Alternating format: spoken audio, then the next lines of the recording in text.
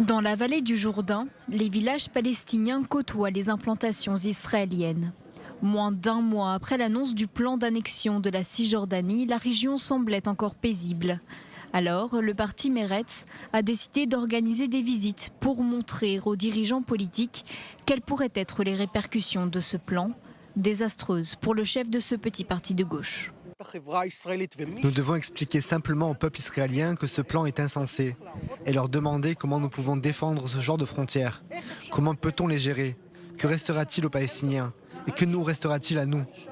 Rien que du sang et des morts.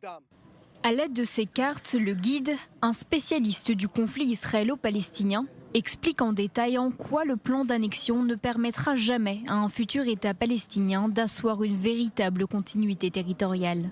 Selon le guide, Israël ne pourra pas non plus dissimuler les conséquences politiques et militaires de l'annexion.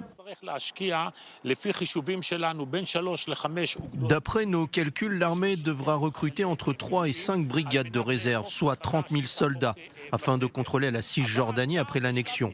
Plus tard, il sera question d'augmenter des centaines de kilomètres de frontières qu'Israël devra surveiller avec ou sans mur de sécurité. Une